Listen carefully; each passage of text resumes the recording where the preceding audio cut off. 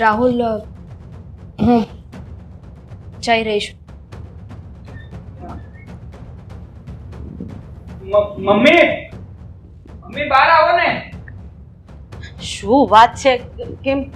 Mummy જુઓ ને, રિયા ઘર છોડીને જઈ રહી છે. રિયા? હા મમ્મી, હું ઘર છોડીને જઈ રહી છું. બેટા થોડો તો ના મમ્મી, પ્લીઝ મને રોકતા નહીં અને મને મારા પપ્પાના ઘરે જવા દો. હવે કંઈ પણ કહેવાનો કે સાંભળવાનો કોઈ અર્થ નથી. મેં મારો નિર્ણય લઈ લીધો છે. હું આ ઘર છોડીને જઈશ એટલે જઈશ જ. ઠીક છે રિયા, તારે જો આ ઘર છોડીને જવું જ હોય તો હું તને રોકવાની કોશિશ નહીં કરું, પણ હા એટલું જરૂરથી કહીશ કે તારા પપ્પાના ઘરે ગયા પછી એક વાર શાંતિથી વિચારજે. અને જો આ વિચારમાં તને ક્યારેય પણ એવું લાગે ને કે તે જે કંઈ પણ કર્યું છે ખોટું કર્યું છે તો ચિંતા નહીં કરતી, મને એક ફોન કરજે. હું તરત જ તને તેડવા માટે આવતો રહીશ. ના રાહુલ, મારાથી ખોટી કોઈ ઉમ્મીદ ના રાખતા. હું પાછી નહીં આવું. રિયા, એક વખત તો વિચાર કર. અરે તું અત્યારે જે પણ કઈ નિર્ણય લઈ રહી છે ને, છોકર મતમાં લઈ રહી છે. અરે તું તારી જિંદગી તો ખરાબ કરી જ રહી છે, પણ સાથે સાથે મારા દીકરાની પણ જિંદગી ખરાબ કરી રહી છે. પણ આ બધી વસ્તુ તને નહીં સમજાય. અરે હું તને પૂછી રહી છું કે બેટા તને શું વાંધો છે, શું તકલીફ છે, મને એક વખત તો કે. હું એનું ગમે તેમ કરીને સમાધાન લાવી દઈશ. પણ આ ઘર છોડીને બેટા તું ન જાય તો વધારે સારું. આમાં સમાજમાં અમારી આબરૂ આ તે એનો તો વિચાર કર. માફ કરજો મમ્મી, જો મારા કારણે સમાજમાં જો તમારે નીચે જોયા જેવું થાય ને તો આઈ એમ સોરી. અને રાહુલના લાઈફમાં આવીને એની જિંદગીને ખરાબ કરવા માટે પણ હું માફી માંગુ છું, પણ હવે એક પણ શબ્દ નહીં. અમારો અડંગ નિર્ણય છે. જય શ્રી કૃષ્ણ.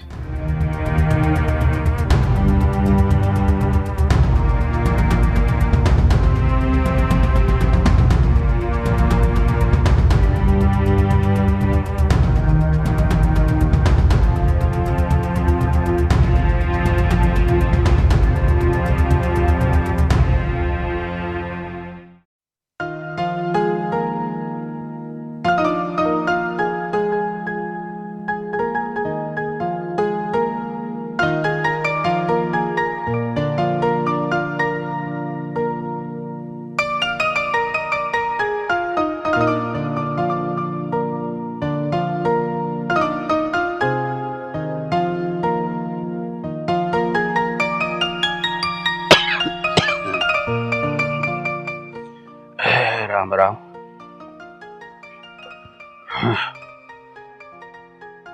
પપ્પા, અરે બેટા, દીકરી જય શ્રી કૃષ્ણ. જય શ્રી કૃષ્ણ. પાણી લઈ આવ. ના ના, બેસ તું બેસ. બેટા, મને ખબર છે તું અહીંયા શું કામ આવીશ. હંમેશ માટે તારું ઘર છોડીને આવીશો ને?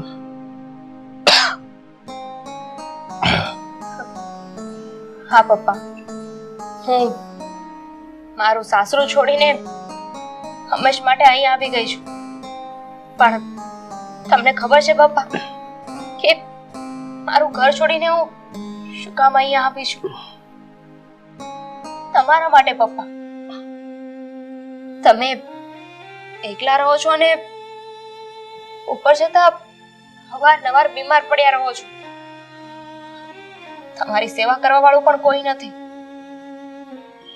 મને તમારી બહુ જ ચિંતા થાય છે અને એટલા માટે જ એટલા માટે જ મેં રાહુલ સાથે છૂટાછેડા લઈ લીધા. એ ઘર મૂકીને હું હંમેશ માટે અહીં આવી ગઈ છું પપ્પા. હવે હું અહીંયા તમારી સાથે રહીશ અને તમારી સેવા કરીશ. અરે મૂરખ, આવડો મોટો નિર્ણય લેતા પહેલા એકવાર મને કે તારા સાસુ સસરાને વાત તો કરવી હતી. તું નથી જાણતી દીકરા કે તારા સાસુ સસરાએ મારા માટે શું વિચાર્યું છે.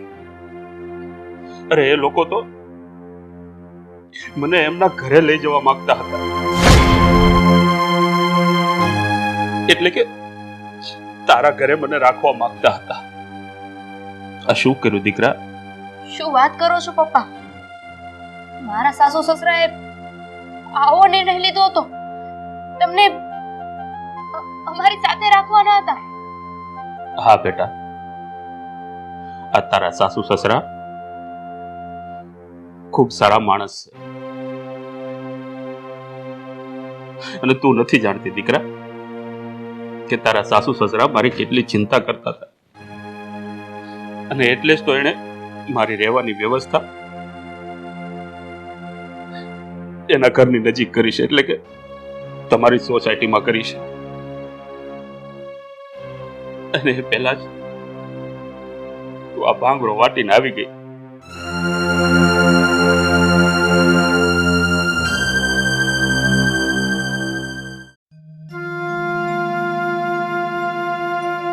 આપણા ઘરને કોકની નજર લાગી ગઈ છે. ખબર નહીં શું થવા બેઠું છે. આની વાત ખરી છે.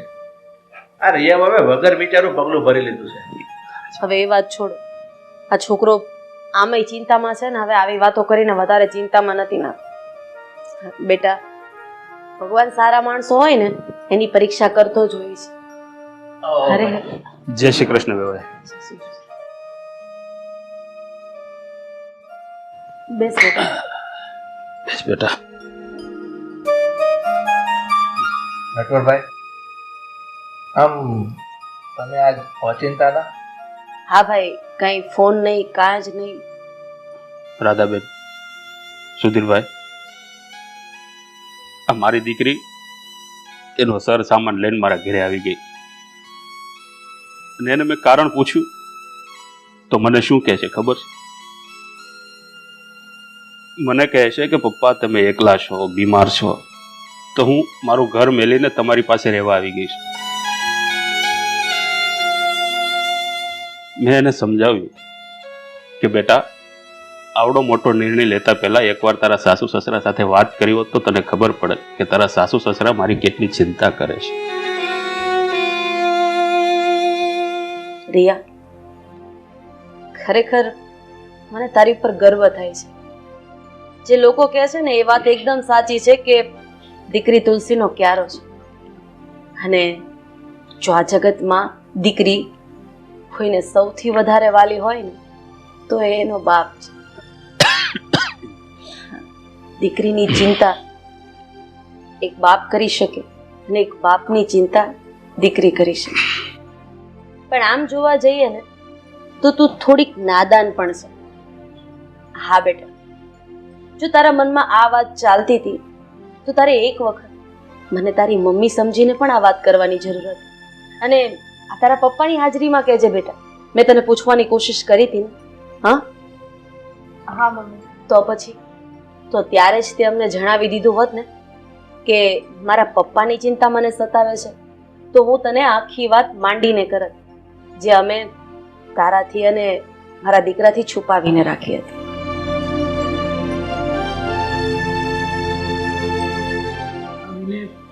કઈ વાત મમ્મી? હા બેટા, એ જ વાત કે જ્યારે રિયાના લગ્ન તારી સાથે થયા પછી અમને પણ ચિંતા હતી કે એના પપ્પાનું શું થશે, કારણ કે એ બીમાર રહે છે, એકલા છે. એટલે તારા પપ્પાને તારા સસરાએ આપણા ઘરે રહેવા માટે કહ્યું હતું, પણ તારા પપ્પા સ્વાભિમાની માણસ છે, એટલે એણે દીકરીના ઘરનું પાણી નથી પીતા તો પછી ત્યાં રહેવા માટે તો કેવી રીતે આવે. એટલે તારા પપ્પાએ હમણાં મહિના દિવસ પહેલા આપણી નજીકની સોસાયટીમાં એક મકાન રાખ્યું છે, એટલે તારા પપ્પાની દેખરેખ તું સારી રીતે કરી શકે અને આખા દિવસમાં એક વખત તારા પપ્પાનું મોઢું જોઈ શકે. તને ખબર છે તારા પપ્પાએ તારી પાસે તારું આધાર કાર્ડ આ બધી વસ્તુ માંગી હતી. હા હા બેટા, એ મકાન તારા પપ્પાએ તારા નામે જ લીધું છે, એટલે કે તારા સસરાએ તારા નામે લીધું છે. એટલે બાપ દીકરી એકબીજાની નજરની સામે રહે અને એકબીજાને જોઈને ખુશ રહે.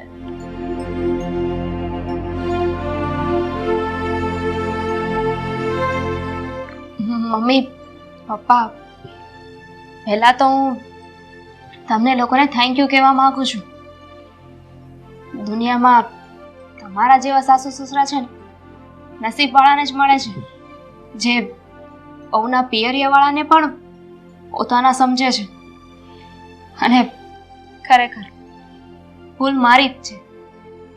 સાસુ સસરા ન સમજીને જો મેં મારો પરિવાર સમજીને વાત કરી હોત ને તો આ વાત આજે અહીંયા સુધી પહોંચે જ નહીં. આજે એક શિખામણ તો મને મળી ગઈ કે કોઈ પણ પ્રોબ્લેમ હોય ને કે કોઈ પણ અણસમજણ હોય એ પરિવાર સાથે બેસીને વાત કરીએ ને તો એ સોલ્વ થઈ શકે છે. સારું રાધાબેન. સુધીરભાઈ, મારી દીકરીને ભૂલ ચૂક થઈ હોય તો નાદાન સમજીને માફ કરી દેજો. હવે જે થવાનું હતું એ થઈ ગયું, ઘીના ઠામમાં ઘી પડી ગયું. હવે બને રજા આપો, હું નીકળું હવે. બસ રાધાબેન, જય શ્રી કૃષ્ણ. જય શ્રી કૃષ્ણ સુધીરભાઈ. ચલ બેટા, ધ્યાન રાખજે તારો.